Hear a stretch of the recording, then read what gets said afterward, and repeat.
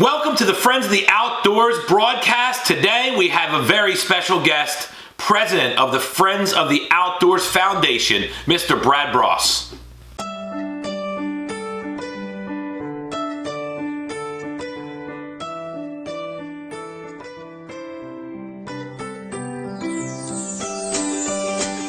Welcome everybody to the Friends of the Outdoors broadcast. How you doing today? My name is Don Martin, your host, and today we have a very special guest to Friends of the Outdoors because he is actually the president of the Friends of the Outdoors Foundation, which I founded this year, and he is the president of. So today we're going to have a lot of fun. So thank you for being on. Absolutely. Mr. Brad Bross, everybody. So if you if you have anything to do with the Friends of the Outdoors, you're going to know this man. The nonprofit side of the Friends of the Outdoors, you're going to know this man intimately, most likely. So anyway, so let's get started. All right. So Brad, how were you introduced? First of all, thank you for being on. Oh, absolutely. My pleasure. My pleasure, Don. This is my life. Yeah. Very much. It's come full circle for you, and now your passion is now your pursuit. You know, exactly. Which is pretty cool. Well, so tell us where you were born and raised. Let's know some backstory and kind of lead that into how you were introduced to the outdoors. Sure. It was very much a family thing. My mom and dad were at Annville, which is South Central Pennsylvania. They were high school sweethearts. They moved down to the Philly area, and I was born and raised in the Hatboro. And I've always been fishing and hunting since I was born, basically. Who introduced you to it? Who took you the first time? My dad. Okay. My dad. Mm-hmm. The story with that is Dad was always a big hunter. He never really went fishing at all until we were all born. There's me and 3 other siblings, so there's 4 of us. And it was something they could do cheap with the family. Sure. And so he got into fishing, and he ended up becoming a big, big fisherman. And of course, just like I did then, when you're the parent and the kids are all young, you spend all your time untangling lines and all that good stuff, and the kids catch fish or tree branches, rocks, whatever. And then the parent just takes care of it that way. But that was my introduction. So since I was basically born, or maybe 2 or 3 years old, I've been into the outdoors. And Dad was definitely the number one influence that way. Awesome, cool. So how old do you think you were when you started? Like, do you remember the first time you either caught a fish or experienced anything outdoor related? Probably my fondest memories young was I would be 8, 9 years old, and I used to come out to Central Pennsylvania because this is where all my relatives are from. And my dad would bring me back out here, and we'd go trout fishing at Marquette Lake, which is on Fort Indiantown Gap, for those of you familiar with the area at all, in Lebanon County. And, oh my gosh, we'd get up at 2 or 3 in the morning. I'd be pestering my dad all night long. Is it time yet? Is it time yet? And then finally we'd get into the car and head up here, and I'd spend all day. I'd just have sneakers on, and I'd just stand in the water up to my chest. No boots or anything, just some old sneakers. Mm-hmm. And out at Marquette Lake, and it was a stock trout lake, and I would, and it was artificial lures only. So it was a little MEPS or a CP spinner. Sling, a spinner, a little trout spinner. Mm-hmm. And oh my gosh, we did that for years and years. And then we'd always end up going over to my great-grandparents' house and have a lunch, or they would go. I'd stay in the lake. Yeah. And they'd bring me back something to eat. So this goes way back for you. Oh my gosh, yeah. Yeah. Like, I was probably 4 or 5. My first memories of that stuff, and was always out in the woods. Always enjoyed just running around outside all the time. Love it. Yeah. So for you now, so you started in the fishing world, and then obviously you saw that your dad hunted Mm-hmm. and things like that. What for you? What was some of your favorite outdoor? What are your favorite outdoor activities to do for yourself now? Like today in your life, what's your favorite thing to do? Right now, because we're in the dead of winter here, it's middle of January here in Pennsylvania, and it's like 4 degrees outside and the wind is howling. So this is the time of year that I either will go through my tackle boxes and sort things out, or often I will go to the gun club and shoot inside or outside, mm-hmm. whatever, and clean guns, and dream about the next trip. Right. I have several different fishing magazines and hunting magazines that I get, and you're always planning. Like we were talking about earlier, this goes back into the family, real rich tradition, grandparents on both sides, great-grandfather on my dad's side. hunting stories all the time. Fishing, not so much, but hunting stories all the time. In fact, my great-grandfather stopped hunting when you had to buy a license in Pennsylvania to go get it. Right. Because his thought was, that was back in the 30s or something like that. But his thought was, God put the rabbits and the pheasants here, so. Yeah, it's crazy. But anyways, but that's how bureaucracy changes things a lot. Oh, sure. Well, it's all good. The Robertson-Pittman Act was a big deal. Of course. Yeah. Portion, for those that don't know, portion of all our sales for hunting licenses and ammo and fishing lures and everything that way, a portion of it goes back into this fund. And Robertson-Pittman are the two guys that put it through into Congress. Oh my gosh, way back. And it's how we end up getting all the land that we have for game lands and propagation areas for different wild game. All the public area that people, and Pennsylvania is one of the biggest. There's game lands everywhere. So this is one of the reasons why it's in the top, I think, 2 right now in states that have hunting participation, hunters license sales, is because of so much space that's available to hunt. Yep. And that's all due to that act, which is cool. Yep. So for you, in terms of activity, fishing, hunting, what is your favorite thing to do now? Well, actually, it depends on the season. Sure. I'm the same way. Yeah. Right. The time right it reminds now, me of your cup. You're a half fisherman, half hunter. There right? you go. The deal right now, I'm gearing up for fishing because that's right around the corner. There's still a little hunting going on, but it's awfully late tough. Season. Yeah, late season. Late season. There's I think grouse and rabbit is open right now. Squirrel, but for another week or something. And late season archery still open for whitetail in Pennsylvania. Well, there's different sections for that. But fishing, I'm starting to gear up for fishing at this point. Ready? And, yes. Ready to go. So I am spring, too. summer, it's all that. And the fall, one of my favorite times is only 2 months away. Well, May is a good time because there's spring gobbler in the afternoon or in the morning, and in the afternoon you can go fishing. Yeah. And in the fall, October is the same way. It's still warm enough to do a little fishing, and hunting opens up. Love that. Yep. Awesome. So your most memorable outdoor experience, like if there was one that stood out above anything else, like what was the most memorable experience that you've had in the outdoors in your life? Well, there's several of them, but that stand out. But definitely one of my favorite was the first time that I ever got a buck. I've been hunting since I was 12 years old. Actually, it was younger than that. My dad would take me, and I just walk along with him. And even quote unquote, not necessarily deer camp, but the Saturdays afterwards. Sure. But when I think I was 20. Oh my gosh, so long ago. I'll say 22, 23, somewhere in there. But I've been hunting since I was 12.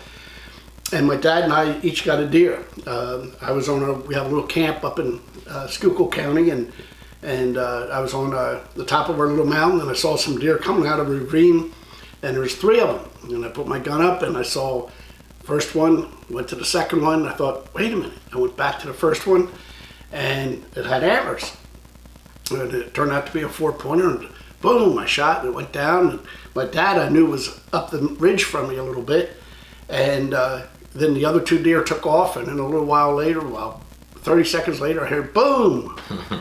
I thought it had to be my dad, and that's what it was. And he ended up that 3rd deer that was in that row. I didn't really ever look at strong. I didn't look at it at all, really. I just knew it was there. And that was an 8-pointer. Nice. So I got the 4-pointer in the front. There was a doe, and then Dad got the 8-pointer. It was in the back. And so then we laughed and chuckled, had a great time together, and we got to drag it back up out of the ravine, over the mountain, and back down again. Yep. And so he was probably in his late 30s at that point, or maybe early 40s. I guess early 40s. And I was 22 or 23, 24, somewhere in there.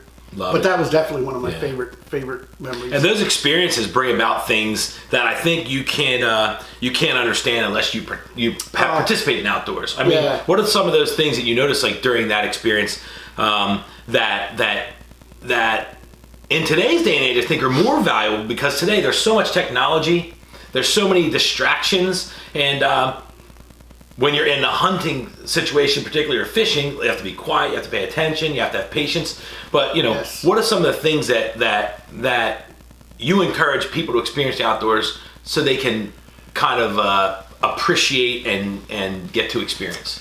I think one of the main things is you listen. It can be so quiet in the woods, and yet you can hear everything. Yeah. I've had some absolutely fabulous experiences, to one where maybe from here to the wall, 5 feet away, I was sitting on a log, and a grouse came up and landed right on the log. And I didn't move, and I'm just sitting there, and it ended up going to the top of the log and started drumming. Drumming is when it's beating its wings. And awesome experience. There's so many things like that have happened. I've been with my son, and turkeys fly in. I mean, but listening, patience. Also, another thing too, to me, that's so powerful is just when you're sitting with someone, especially a child, whether it's your own kid, like we've both been able to do, which is pretty powerful, but also with the nonprofit, with Friends of the Outdoors, where we take underprivileged children or children that maybe don't have a father or have their father's a wounded veteran, doesn't have the ability to do with them what we would have. Sometimes even taking the actual veteran out with special setups with the wheelchairs and stuff like that, so they can experience. Yep. That personal time is like nothing in the world. Oh, I've had the connecting, right? Yes, absolutely. Friends of my kids, I've taken them out camping. I've taken them hunting. I've taken them shooting. Families that have never done any of this before. I'd go and talk to them, and we'd sit down, and I'd show them a couple of guns, show them to see. I'd take them all apart, show them how it all works, and they were fine with it. Yeah. And they'd never done it in their family before. But then these kids would go along. Now they have. In fact, there's a couple of them that are into the hunting thing now. It's just it's such a rewarding thing for all of us, everybody, to get and enjoy the outdoors. Yeah. And like I said, just the things you see and experience, everybody has memories of their first this, their first that, but there's so many firsts when they're out in the woods or fishing on a stream or in a boat, whatever. Just being outdoors is what it's all about. So life lessons, another question I think a lot of people love to hear, because I think in today's culture, sometimes the outdoors is misunderstood.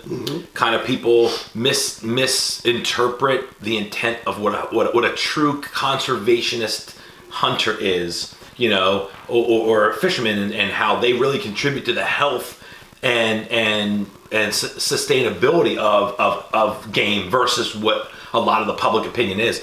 But what are some of the life lessons that you learned in outdoors? What were some of those lessons that you really have been able to learn in outdoors but translate into other parts of your life, do you think? A big part of it would be your reliance on yourself. When I was younger, I had the opportunity with another friend of mine where we did a lot of hiking on the Appalachian Trail. Yeah. And through, I don't know, I guess half of it through Pennsylvania on different weekends. We'd be 14 or 15, and the one father would drop us off, and then my father would pick us up, or vice versa. And we'd spend 1 or 2 nights out on the trail, just, but you had a self-reliance. But by that point, we were already really into the outdoors. Sure. And but we would just roll our sleeping bag out on the rocks or leaves or wherever, and have a little fire, and I mean, we just had a grand old time. No cell phones. No cell phones. This was before cell phones anyway. But but you didn't want it. You really did. You just, and the things you would see. No, it is just, when you're out there, you really do feel a self-reliance, and that's turned over into things, because a lot of my working career, if you will, I was on my own. You had to live or die on what you brought in, whether it be in sales or running a crew or whatever. Yeah. It was self-reliance, and you've had that confidence because you did it all already. Yeah. You were just comfortable being outdoors. That all transfers out. Well, and like I said, there was no you didn't have the distractions. No, and I think it's so important to be able to really engage. Where there's not as many distractions, so now you can engage. It helps focus, concentration. There's so many things that happens. So obviously, you're now the president of Friends of the Outdoors, which I'm so ever grateful for. And we're having a lot of fun. What are some of the things that Friends of the Outdoors? I want people to know what Friends of the Outdoors Foundation is doing for people. So can you kind of tell everybody what that foundation does? Like, what's the goal and the intent of the funds that are raised? Yes, personally, what I want to be able to instill into all this, and the foundation is a perfect avenue to do it. I've always enjoyed the outdoors, as we're talking about here, and as we've already specified, I've taken kids out over the years, different ages and so on, that have never done it before, and now they've got some of the best experiences of their life. I mean, I've run into them now. They're all adults. You know, I call them kids, but they're in their 30s now, and they will come up and express their gratitude and how that meant something to them way back when this all took place. The foundation, I think, is an extension of that on a much broader spectrum, where we can have everybody, like you were talking about with the veterans and so on. Underprivileged children that never experienced the outdoors. Exactly. Veterans and their kids, especially wounded, or and also some of them come back, they're disabled, they can't do the things that they need to do, and we want to make sure that we can not only bring their kids, but provide them an opportunity to still experience it, even though they may need a wheelchair or some kind of special, thing. We can use the funds to absolutely rent or buy the type of equipment for them to use. Absolutely. There's a dear friend of mine who came back. He caught the tail end of Vietnam, and he came back and he had hunted a lot when he was a kid with his dad. But then he came back, and I was like, "Oh, you got to come with me to our camp. You got to do this. You got to do that." And he was like, "Oh, I don't know. How?" Yeah. And anyway, I talked him into it. Now, my gosh, you can't get away. His wife is like a hunting widow. Yeah. This guy's always out in the woods in the fall. And that's your fault. Yeah, it's my fault. Or you and claim that. His kids. Oh, right? yeah. His kids are he had a great. His son got a really nice deer in archery up at the Gulch this year, which has been nice. Yep. So obviously, for people that want to support the Friends of the Outdoors Foundation and mission, obviously they can make donations. Of course, like Eddie, it's a registered 501c3. But you also have a program. So tell us about the program that's available that people can purchase advertisements in. Absolutely, we have we didn't bring it along with us here. It's all good. Yeah, but we have a program where a guidebook, if you will, for sponsorship. Those of us who really enjoy what we're doing and want to get involved. We have ad spaces in our guidebook. We have founding sponsorships that are available. Different sponsorships, like absolutely. 2, 5, and 10 years or something like that. I think 3, Correct. 5, and 10 years. 3, 5, 10. Okay. And founders. Yep. And we're always looking for support. We want again to spread the word, if you will. Bring more and more people into it. That's right. And the ultimate goal is to really spread the heritage of the outdoors through underprivileged people and people that wouldn't have that opportunity all around the United States, and really impact people and really simultaneously help the general public understand the true nature of a conservationist and the outdoors all together collectively. Correct. Yeah. There's so many that, like we were talking about earlier with the Robertson-Pittman Act, that we're kind of self-guided that way. Pennsylvania has millions of acres of game lands, as you were referring to. And that's all paid for by us. Yeah. I actually know a couple of guys that have never shot, but they support the NRA, which I think is a very important thing. But they also, same thing, they'll buy licenses. They don't necessarily go, but they buy licenses because they understand how important it is that money goes directly into conservation. Sure.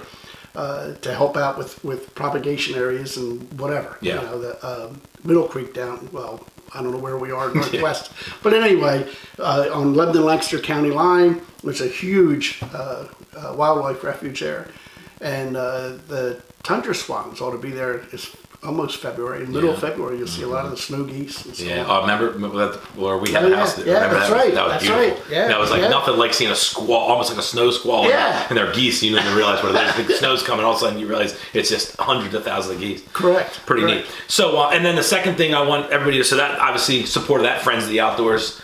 Friends of the Outdoors Foundation is available through any social media at Friends of the Outdoors, through Instagram, friendsoftheoutdoors.com, the site, the blog, and lastly, we have a company that we decided that every single piece of business we do through our company, it's Bucktail, as you guys can see behind us, donates.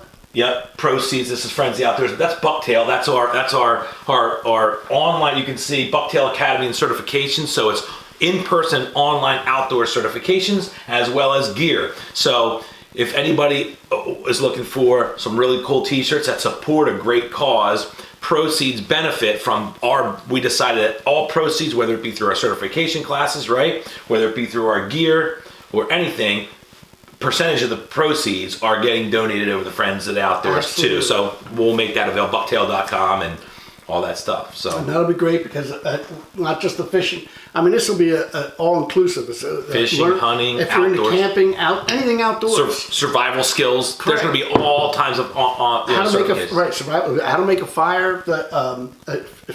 There's dozens of different kinds of knots Yep. that you can learn to use on fishing lines and so on. And that's really cool. With this young fellow back here on the Friends of the Outdoors, he's got a little. You can't see it there. A little but Superman. A little Superman fishing rod. Yeah. I mean, how awesome is that? Number one fishing rod. Yeah. He caught like a 3-pound bass that day. Yeah. When he was only probably 4 or 5 years old. Yeah.